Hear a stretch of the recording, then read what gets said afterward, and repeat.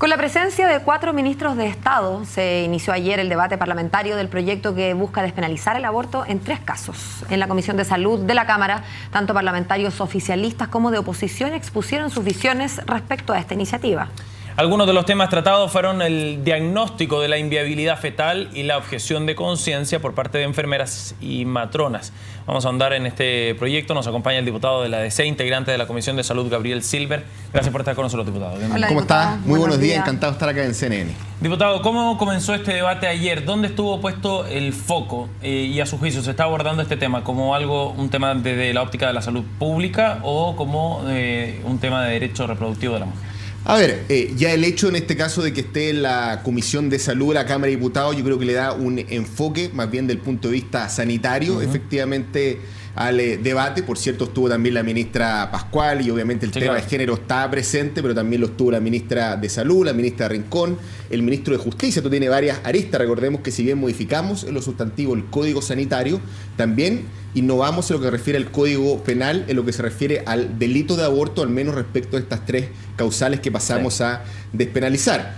Yo creo que vamos a abrir un periodo de audiencias bastante importante, donde principalmente vamos a escuchar a mucha gente cercana al cuerpo médico, lo cual también, como digo, centra el debate respecto a temas, en este caso, del área médica, del área de la salud, pero nosotros entendemos que el Congreso debe efectivamente jugar un rol tanto a favor o en contra. Creo que el proyecto debe ser efectivamente mejorado y en consecuencia tampoco queremos dar una tramitación express a un proyecto, en este caso que es sensible para muchos, en el cual tenemos que dar garantías, en este caso, de una discusión con cierta altura de miras que le dé la posibilidad a todos de intervenir.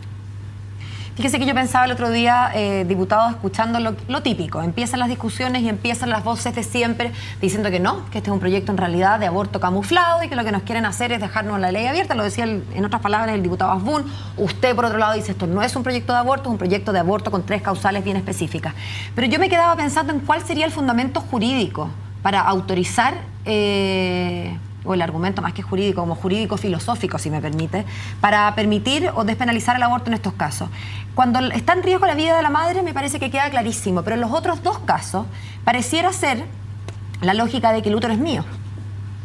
A ver. Y si es que el útero es mío, efectivamente le doy un punto a aquellas voces que temen que este es el principio del fin, en términos al menos del cuidado de la vida que está por nacer. Porque si el útero es mío, y lo es, en caso de violación, bueno, también lo es en caso de que yo no quiera tener un hijo, por la razón que sea.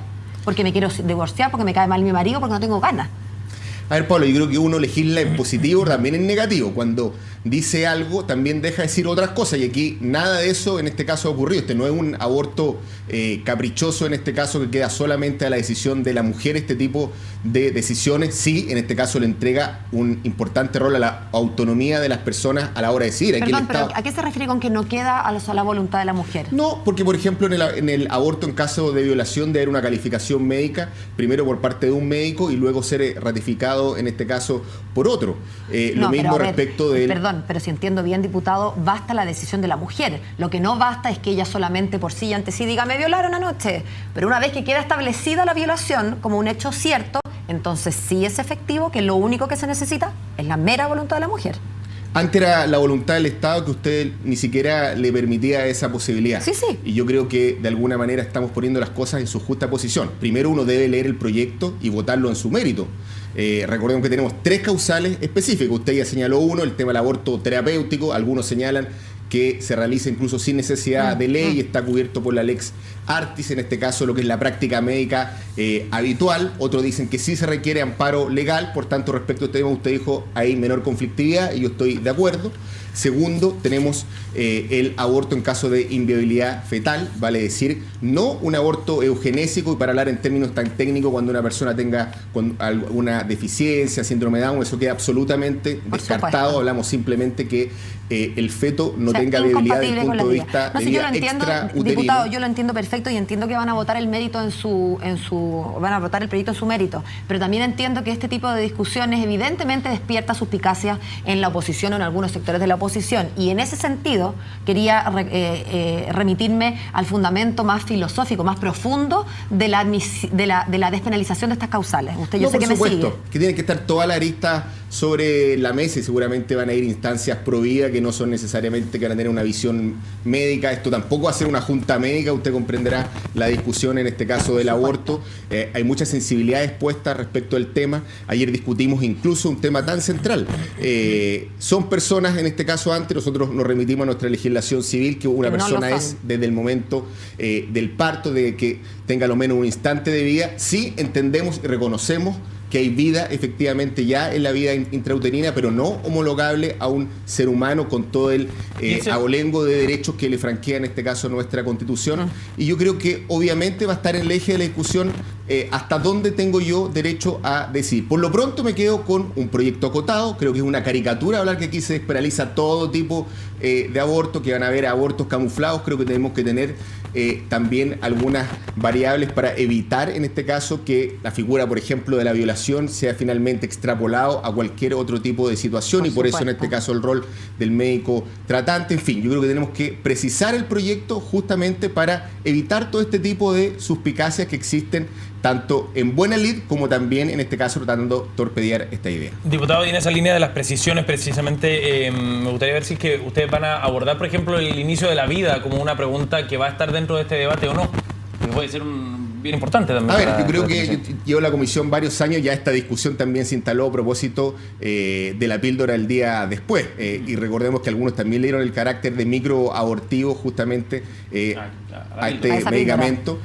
o no a este protocolo en este caso que se utiliza, y obviamente va a estar presente. Como digo, ayer ya se instaló la discusión desde cuándo partía la vida. Algunos dicen que se estaban matando personas, nosotros salimos a rebatir justamente que el alero de nuestra propia legalidad vigente, esta, la que existe ahora y la que existe desde el siglo pasado. Recordemos que nuestro Código Civil es de 1857, define desde cuándo existe una persona y lo define con precisión. Nuestra Constitución, sí, al decir que la vida asegura a todas las personas, incluso hasta antes de nacer, reconoce, y nosotros también en este caso participamos de esa idea, que hay vida, y eso es inevitable.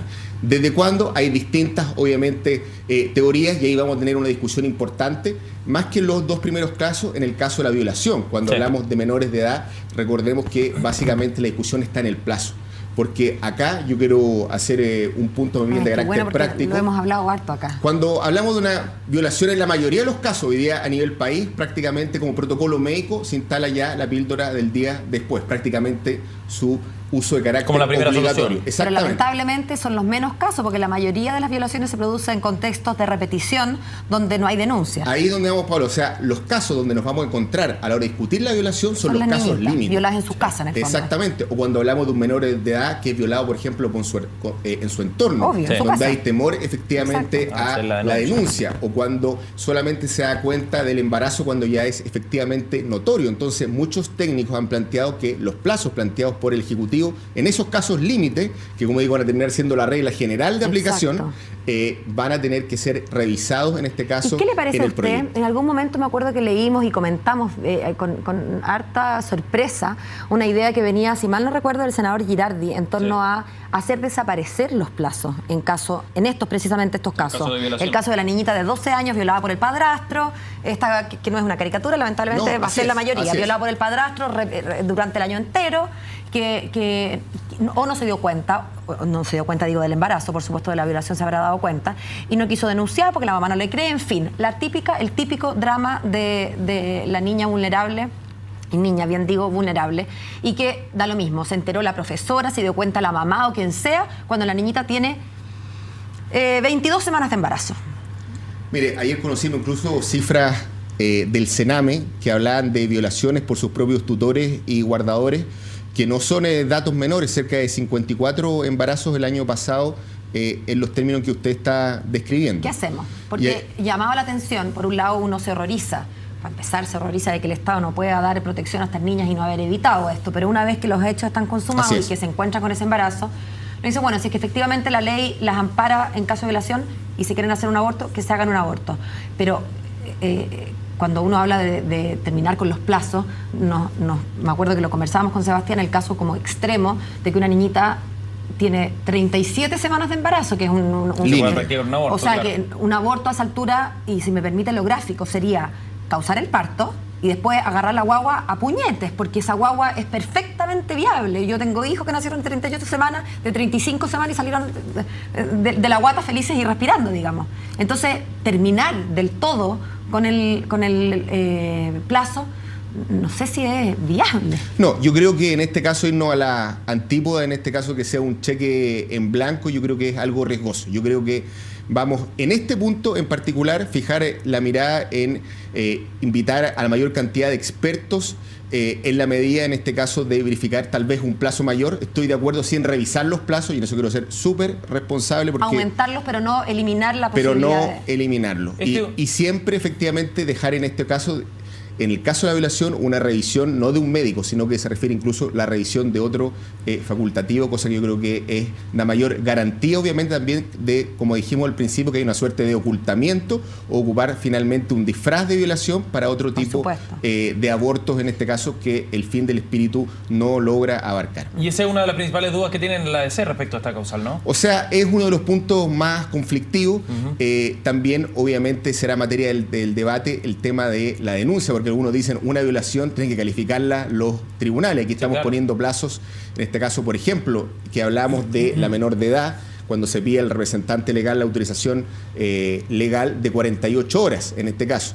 Entonces, obviamente, vamos a tener que tener algún protocolo ya por la vía legal claro, porque que permita si se presume que el violador es inocente hasta que hay una sentencia firme, bueno, si es inocente, por lo tanto no es violación, hasta que haya una sentencia firme, y ahí van corriendo los plazos y la guagua va creciendo. Exactamente, y esto es un efecto colateral, porque también se puede producir a la inversa, que una ratificación que sea violación de manera adelantada en 48 horas es una condena anticipada de un juicio, en este caso, que aún no se ventiló. Entonces también vamos a tener que precisar, como digo, como está definido hoy día el proyecto de ley, de tal manera de dar garantías, en este caso, en este sentido, que una cosa no quiere decir necesariamente la otra. Tendría quizás revisarse en el Código Penal, perdón, diputado, el tipo penal, el tipo, específicamente la tipicidad de la violación, porque yo no recuerdo, pero no sé si es que en casos de que la mujer esté drogada, por ejemplo, de que esté con mucho alcohol, casos que hemos visto en legislaciones comparadas, por ejemplo en Estados Unidos, respecto al consentimiento para el acto sexual por parte de la mujer,